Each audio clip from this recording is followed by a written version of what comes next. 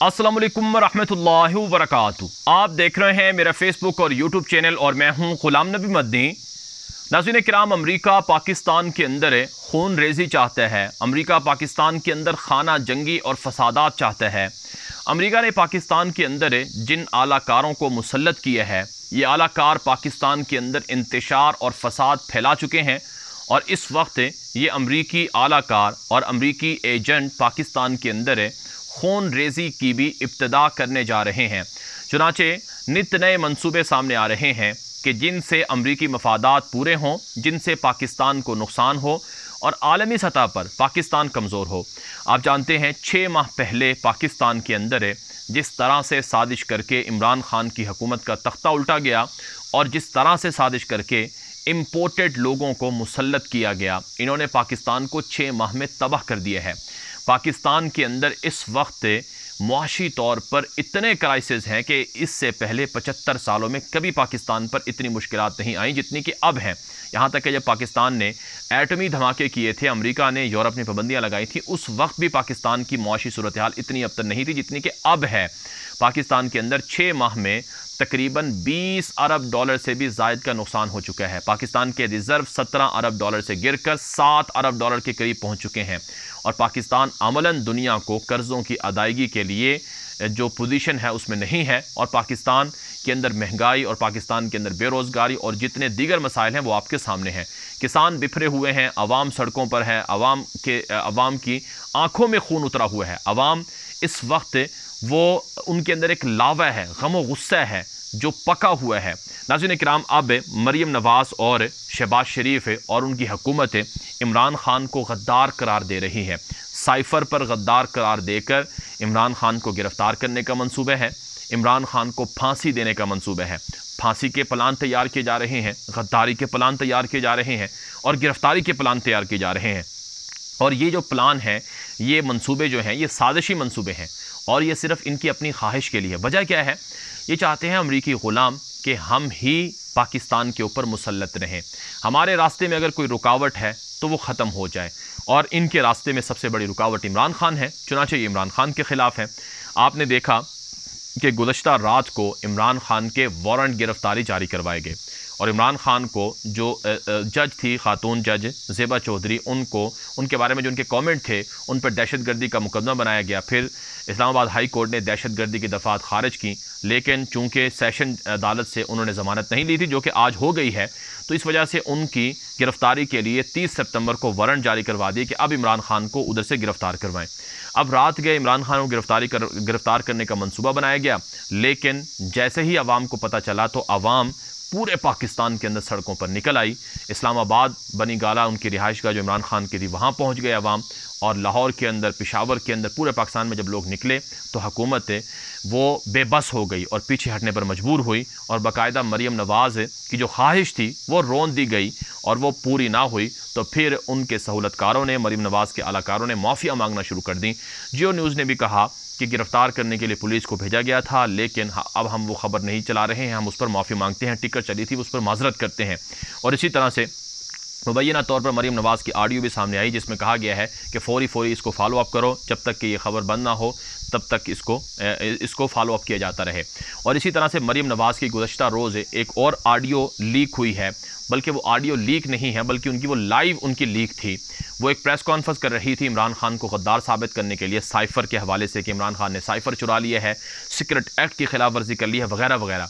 तो उस दौरान मरीम नवाज़ ये कहती हुई, जब मरीम नवाज़ के चचा से सवाल हुआ कि जो पाकिस्तान के अंदर महंगाई हो गई है, बेरोज़गारी हो गई है, वगैरह वगैरह, ये इस पर आप क्या कहेंगे? गालिबन इसहाक डार से सवाल था, तो इस पर वो जब वो बात कर रही थी तो उन्होंने, या गालिबन उनके चचा से सवाल था, तो उन्होंने उसमें कहा लाइव प्रेस कॉन्फ्रेंस के अंदर कि अभी इसको साइफ़र पर रखें, यानी अवाम के ऊपर जो जुल्म है, तो जो अवाम के ऊपर महंगाई है, जो बाकी मसाइल हैं, उन पर बात ना करें, सिर्फ साइफ़र पर बात करें। अवाम ने ये चीज़ खुद सुन ली कि मरीम नवाज़ को अवाम से कितनी हमदर्दी है और अपनी सियासत से और अपनी जो सियासत या सियासी सरगर्मी है उससे इनको कितनी मोहब्बत है। तो अवाम ने सबको देख लिया, ये मरीम नवाज़ की हकीकत थी, वो खुद नंगी होकर सामने आ गई, सबको पता चल गया कि मरीम नवाज़ का ये रूप है।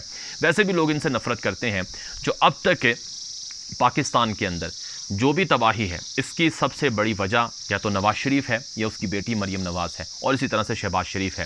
باقی تو سہولت کار ہیں، باقی تو اعلیٰ کار ہیں، ان کو تو بقدر جسہ ان کو حصہ مل رہا ہے، اس لیے وہ خاموش ہیں۔ لیکن بہرحال ناظرین کرام، عمران خان نے رات گئے انٹرویو دیا ہے ARY کو، ماریا میمن کو، اور اس انٹرویو کے اندر عمران خان نے بتایا ہے کہ یہ مافیاز ہیں، اور یہ مافیاز ان کی سیاست ہی اس بات پر ہے کہ یہ اپنے خلاف ہونے والی ہر آواز کو دبا دیں۔ انہوں نے اب تک جو تشدد کیا، جو میرے اوپر گرفتاری کے منصوبے بنائے، جو مجھے غدار قرار دینے کے منصوبے بنائے، مجھے پہلے ہی پتہ تھا کہ یہ ساری چیزیں کریں گے، لیکن میں ان سے خوف زدہ نہیں ہوں۔ میں نے عوام کو شعور دینا تھا، بتانا تھا کہ یہ کون لوگ ہیں، میں بتا چکا ہوں، میں نے عوام کو پیغام دے دیا ہے، اب عوام ان کا مقابلہ کریں گے۔ ناظرین کرام، اس وقت عمران خان کے جو کھلاڑی ہیں وہ تیار ہیں، بپھرے ہوئے ہیں۔ کہا جاتا ہے کہ عمران خان کے جو کھلاڑی ہیں وہ 22 کروڑ پاکستانی ہیں، 22 کروڑ پاکستانیوں کا کپتان عمران خان ہے، اور اس کے کھلاڑی وہ 22 کروڑ عوام ہیں، اور انہوں نے خود کش جیکٹس پہن لی ہیں، اور وہ اب مرنے مارنے، اپنا حق لینے اور چھین کر لینے کے لیے بھی لڑنے کو تیار ہیں۔ اسی وجہ سے کہا جا رہا ہے کہ پاکستان میں اب خونی انقلاب دستک دے رہا ہے۔ مطلب یہ ہے کہ پاکستان کے اندر جو خونی انقلاب ہے وہ دہلیز پر پہنچ چکا ہے، اور آنے والے، میں نے آپ کو کل بتایا تھا اپنے ویلاگ کے اندر کہ آنے والے 10 دن بڑے امپورٹنٹ ہیں، اور جیسے جیسے وقت گزر رہا ہے ہر گزرتا دن بڑا امپورٹنٹ ہوتا جا رہا ہے۔ اکتوبر کے بعد جو نومبر آنے والا ہے، اور اس نومبر کے اندر جو تعیناتیاں ہونی ہیں، وہ ایک مرکزی، وہ اصل ایشو وہ ہے، اور 27 نومبر کو گزار کر 29 نومبر تک پہنچنے کی تیاریاں ہیں۔ مرضی کی جو تعیناتیاں ہیں وہ کی جانی ہیں، اور ان تعیناتیوں کے حوالے سے پہلے ہی سے بڑا خوف موجود ہے۔ آپ جانتے ہیں عمران خان کو اس لیے ہٹایا گیا تھا خرم دستگیر کے مطابق، نون لیگ کے مطابق، کیونکہ عمران خان پاکستان میں جو سابق DGISI جنرل فیض حمید تھے ان کو آرمی چیف بنانا چاہتے تھے۔ میں اپنی طرف سے نہیں کہہ رہا ہوں، یہ ان کے نون لیگ کے لوگوں کی بات ہے۔ حامد ویر بھی کہہ چکے ہیں، خرم دستگیر بھی کہہ چکا ہے کہ جنرل فیض حمید کو آرمی چیف بنانا تھا، اور پھر نئی احتساب کی عدالتیں بنائی جانی تھیں، اور پھر اگلے 10 سال کے لیے منصوبہ تھا کہ نون لیگیوں کو، زرداری کو اور دیگر کرپٹ مافیا کو عدالتوں میں ڈالا جائے، جیلوں میں ڈالا جائے، اور ان کو باہر آنے نہ دیا جائے، اور ان کی جگہ پر عمران خان حکومت کرے۔ لہٰذا اس وجہ سے ہم نے حکومت گرائی ہے۔ اب کل جو پریس کانفرنس مریم نواز نے کی ہے اس میں بھی جنرل فیض پر اشارہ کنایوں میں بڑی تنقید کی گئی ہے، اس سے پہلے بھی تنقیدیں کی گئی ہیں۔ تو ہدف کیا ہے؟ نومبر کے اندر جو تعیناتیاں ہیں اس سے ٹانگیں کاپی ہوئی ہیں، یہ لوگ ڈرے ہوئے ہیں۔ لیکن ناظرین کرام، اب تک جتنی بھی سازشیں ہوئی ہیں، اب تک جتنے بھی انہوں نے حربے آزمائے ہیں عمران خان کو گرفتار کرنے کے لیے، نقصان پہنچانے کے لیے، وہ کامیاب نہیں ہوئے ہیں، چنانچہ آئندہ بھی نہیں ہوں گے۔ عمران خان کو تو یہ گرفتار نہیں کر سکتے ہیں، اور نہ ہی ان کے اندر اتنی جرت ہے کہ یہ عمران خان کو نااہل کریں۔ یہ عمران خان کو عدالت سے نااہل کروائیں گے یا الیکشن کمیشن سے نااہل کروائیں گے، وہ ان کی خواہشیں پوری نہیں ہوں گی۔ ابھی عمران خان دیکھ رہے ہیں، وہ ان کو کھل کر کھیلنے کا موقع دے رہے ہیں، وہ پلٹ کر وار کریں گے، اور جو پلٹ کر وار ہوگا کپتان کا وہ آخری وار ہوگا۔ اس لیے عمران خان نے کہا کہ اب جو لانگ مارچ ہوگا وہ اس کے بعد کوئی احتجاج نہیں ہوگا، کوئی جلسہ یا دھرنا نہیں ہوگا، اور اس کے بعد پھر عوام کی خواہشات مانی جائیں گی اور پوری کی جائیں گی۔